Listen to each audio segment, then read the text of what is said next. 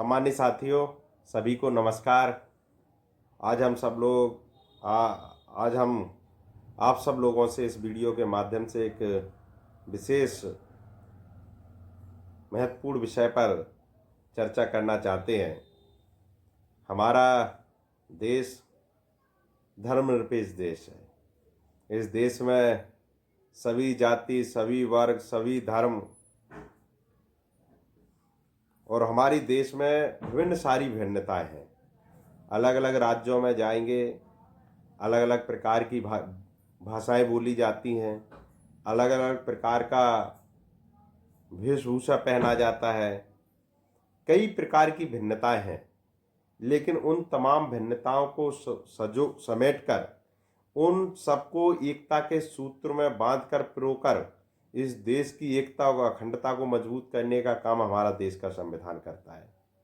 लेकिन साथियों, बड़ा दुर्भाग्य इस बात का है कि कुछ दिन से आप और हम सब लोग देख रहे होंगे कि लगातार जो लोग अपनी जिंदगी का हर पहलू संविधान के हिसाब से जीते हैं और वो लोग भी संविधान पर वार करने में पीछे नहीं हट रहे हैं।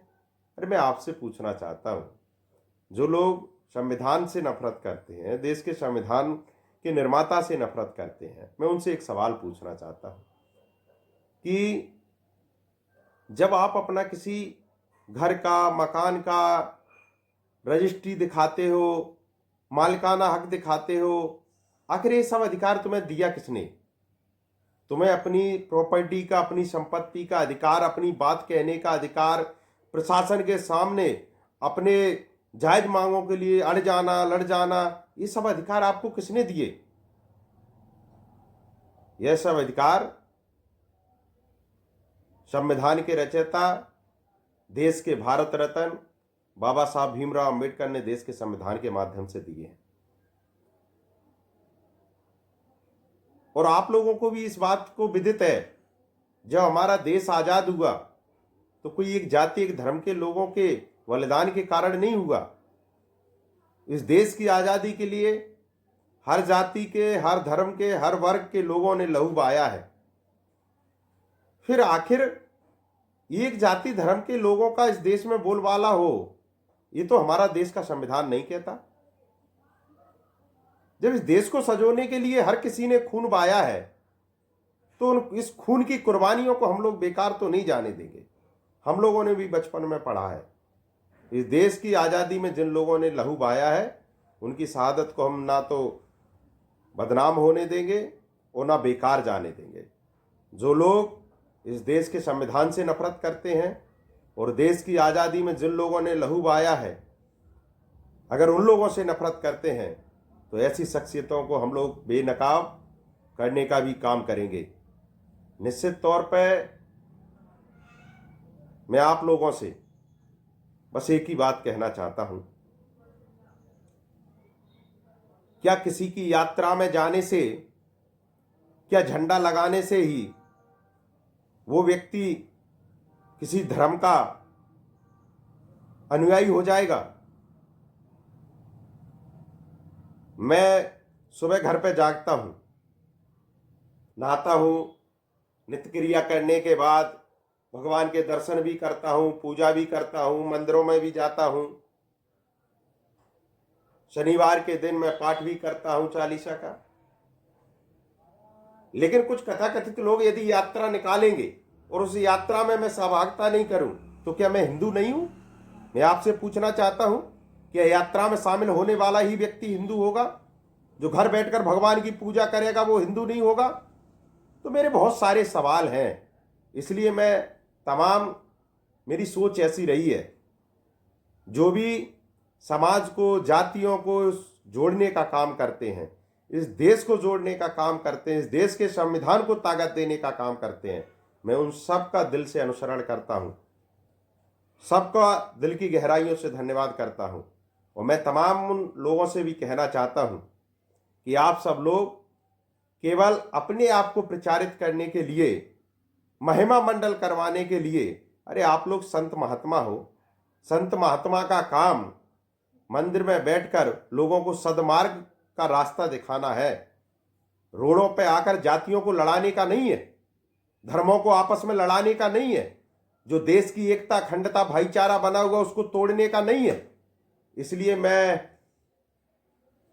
उन संतों से भी कहना चाहता हूं, तमाम जिस देश में ऐसे भी संत हैं, प्रेमानंद जी जैसे महाराज, तमाम जिनको देश के लोग अनुसरण करते हैं, मैं चाहता हूं कि जो नए जो युवा संत हैं उनको हमारे प्रेमानंद महाराज जी से सीख लेनी चाहिए और अपने जहां मठ मंदिर है वहां बैठकर लोगों को अच्छे सदमार्ग के लिए ले जाएं, लोगों को भ्रांतियों में ना डालें, लोगों को अपवाद ना बनाएं, अफवाहों में फैलाकर लोगों को भ्रमित करने का काम ना करें। मैं किसी जाति के खिलाफ नहीं हूं, मैं किसी धर्म के खिलाफ भी नहीं हूं, मैं किसी दल के खिलाफ भी नहीं हूं, लेकिन काफी दिन से देख रहा था जिस प्रकार का मुद्दा पूरे सब जगह छाया हुआ है और समाज लड़ रहे हैं, भाईचारा टूट रहा है, देश की एकता अखंडता कमजोर हो रही है, तो ये मुझ पर नहीं देखा जा रहा है। इसलिए मैं तमाम जो हमारे संविधान के रक्षक हैं, जो संविधान के प्रेमी हैं, उन साथियों से भी आग्रह करना चाहता हूं कि आप सब लोग भी ऐसे पाखंडवादी अमन आडंबरवादियों के बहकावे में आकर अपने भाईचारे को तोड़ने का काम नहीं करें। हम सब लोग देश के संविधान को मानने वाले लोग हैं, देश के महापुरुषों को मानने वाले लोग हैं, देश के लिए जिन लोगों ने लहू बहाया है उनके इतिहास को हम सब लोग कैसे सुरक्षित करें, इस प्रण संकल्प के साथ हम लोग आगे बढ़ने वाले लोग हैं। और मैं तमाम उन आडंबरवादियों से भी कहना चाहता हूं कि आप अपनी दुकान किसी भी तरीके से चलाइए, लेकिन देश की एकता अखंडता जिंदा रहनी चाहिए। यही आशा उम्मीद करते हुए मैं अपनी बाड़ी को विराम दूंगा। और मैं आप लोगों से भी कहना चाहूँगा कि जो लोग सोशल मीडिया पर आकर तमाम प्रकार की भाईचारे को तोड़ने का काम, तमाम प्रकार की अभद्र भाषा का बोलने का काम करते हैं, यदि आप भी अपने दिल पर हाथ रखकर सोचोगे तो आप खुद ही मन में दृढ़ संकल्प अपने मन में विचार कर लोगे कि यार कौन सही है कौन गलत है। आस्था ईश्वर से होनी चाहिए, जो भ्रमित करने वाले लोगों से नहीं। मैं पुनः सभी साथियों को जय भीम, नमो बुद्धाय, जय सम्राट अशोक, जय संविधान कहते हुए अपनी बात को इसलिए विराम देना चाहता हूँ कि यार लास्ट बात और मैं कह दूँ, यार जिस धरती पर तुमने जन्म लिया है यह धरती कोई छोटी मोटी धरती नहीं है। यह धरती सम्राट अशोक की धरती है, यह धरती भगवान बौद्ध की धरती है। वो भगवान बौद्ध जिन्होंने शांति के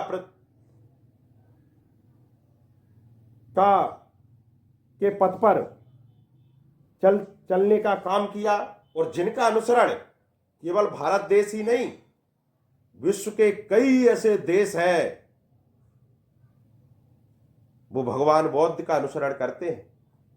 भारत देश की तमाम बड़े बड़े नेता जो दूसरे देशों में जाकर जब अपनी पहचान बताने का काम करते हैं तो वो कहते हैं कि हम भगवान बौद्ध की धरती से आए हैं। तो मैं चाहता हूं ऐसे लोगों का बलिदान व्यर्थ ना जाए, आपके हमारे बीच का भाईचारा कायम रहे।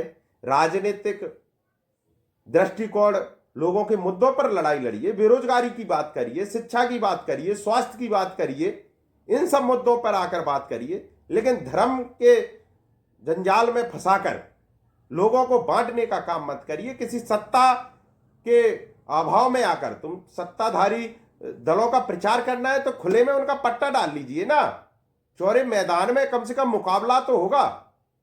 तुम लोगों को केवल बरगलाने का काम कर रहे हो, लोगों को भ्रमित करने का काम कर रहे हो केवल चंद नेताओं के कहने पर। अरे आपको वैसे ही चमचागिरी करनी है, आपकी सुरक्षा वैसे ही सुरक्षित बनी रहेंगी। हम तो जो कह रहे हैं और बड़ी बड़ी सुरक्षाएं आपको मिल जाए, क्योंकि तुम्हें पता है कि यदि हम सरकार का गाना नहीं गाएंगे तो सरकार जी हमारा जो तामा झामा जो बना रखा है, पूरा प्रोपोगेंडा बना रखा है, वो सब हमसे छुड़ा लिया जाएगा। तो उसको बचाने के लिए आप कोई दूसरा रास्ता अपनाइए, हमारे आपसे भाईचारे को तोड़ने का काम नहीं करिए। यही मैं जो संत है, मैं किसी का अनादर नहीं करता, मैं सबका सम्मान करता हूं। मैं उनसे यही आग्रह और निवेदन हाथ जोड़कर करना चाहता हूं कि देश की एकता अखंडता जिंदा रहनी चाहिए। इस देश कोई एक धर्म का हो और इस देश की आज़ादी के लिए सभी धर्म के लोगों ने लहू बहाया हो, तो ये तो हमारे समझ से परे है। मैं चाहता हूँ कि जिनका आप अनुसरण करते हैं वही भगवान आपको सद्बुद्धि देने का काम करें। इन्हीं शब्दों के साथ मैं अपनी बाड़ी को विराम देता हूँ। जय भीम, जय भारत, जय सम्राट अशोक, जय कांग्रेस, विजय कांग्रेस।